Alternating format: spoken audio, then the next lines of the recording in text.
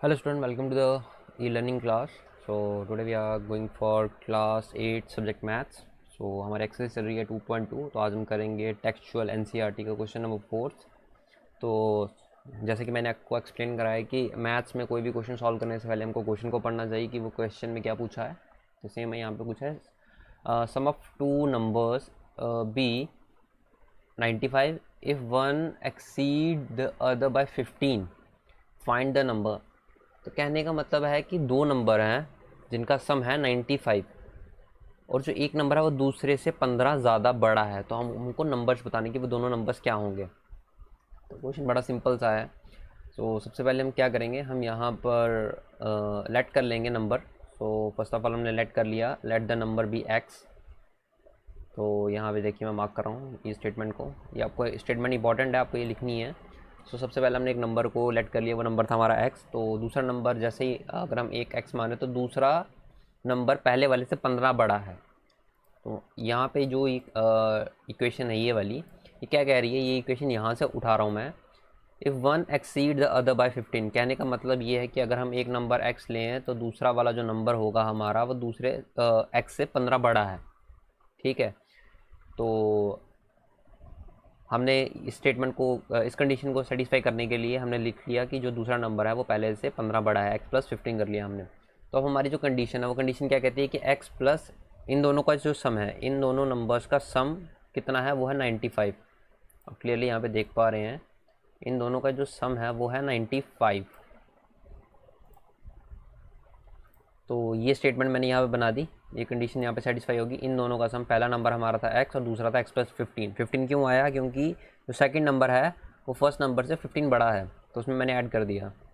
अब यहाँ पे क्या बन जाएगा, 2x प्लस 15, जैसे कि मैंने आपको बताया था। ये हमारी यहाँ तक स्टेटमेंट तो वेरीफाई होगी, 2x प्लस 16, क्योंकि x दोनों सेम है तो इनका दोनों का सम आ गया 2x plus 15 as it is. उसके साथ x की वैल्यू नहीं है तो वो इसमें ऐड नहीं होगा। अब इसके बाद जो हमारी तीसरी कंडीशन बचती है, जो तीसरा हमने आपको एक आइडेंटिटी बताई थी पिछले क्लास में, वो ये थी कि अगर इक्वल टू के एक तरफ कोई चीज़ पॉजिटिव में है तो दूसरी तरफ जाके हो जाएगी नेगेटिव में। तो वही मैंने यहाँ पे करा है, ये यहाँ पे 15 पॉजिटिव में था, इक्वल टू के दूसरी तरफ जाके वो चला गया नेगेटिव में। ये मैंने आइडेंटिटी साथ में लिखी है, अगर आपको समझना है क्या किया मैंने, transposing 15 from positive to negative. Equal to के अगर एक तरफ चीज़ पॉजिटिव में है तो दूसरी तरफ जाके वो हो जाएगी नेगेटिव में। देन उसके बाद हमारे पास 2x इजिकल टू 80। 2x हमारा किसका बराबर हो गया, 80 के बराबर हो गया है। क्योंकि 80 के बराबर कैसे हुआ, हमने 95 में से 15 को सब्ट्रैक्ट करा तो हमारा 80 आ गया। अब यहाँ पे थोड़ा सा है, ये एक्चुअल में यहाँ पर डिवाइड का ऑप्शन था, थोड़ा गलत लिख दिया मैंने। तो ये आपकी जो वैल्यू बननी थी वो ये थी। Let me change the value first here. Okay,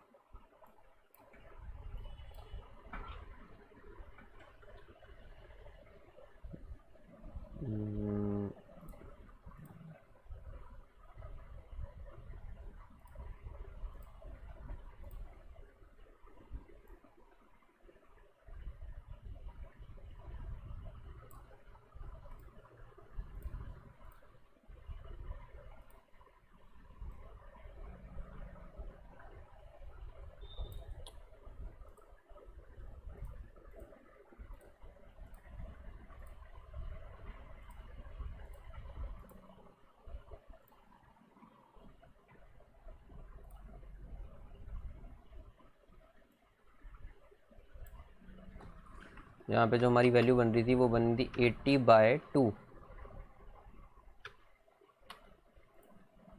यहाँ पे हमारी वैल्यू बनेगी 80/2। और देन आप क्लियरली देख पा रहे हैं, अगर हम 80 को 2 से डिवाइड करेंगे यहाँ पे, अगर आप देखें क्लियरली, तो अगर हम 80 को 2 से डिवाइड करें अपॉन 80/2 का मतलब होता है कि 80 हमारा डिवाइड के अंदर रहेगा हमेशा, और ये 2 है वो डिवाइड के बाहर जाएगा। तो 2 4 का होता है 8। तो ये तो वैल्यू सारी होगी ख़त्म। अब हमारे पास लास्ट में जो बचा 0 उसको हम ऊपर लिख देंगे एज इट इज़। ये बन गया 40। तो हमारे जो x जो फर्स्ट नंबर था वो 40 बन गया और दूसरा से 15 बड़ा है।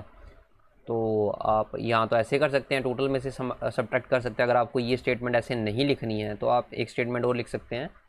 सो मैं स्टेटमेंट नीचे लिख देता हूँ यहाँ पे। अगर आपको ऐसा नहीं करना है तो मैं नीचे एक स्टेटमेंट लिख देता हूँ, आप ऐसे भी कर सकते हैं।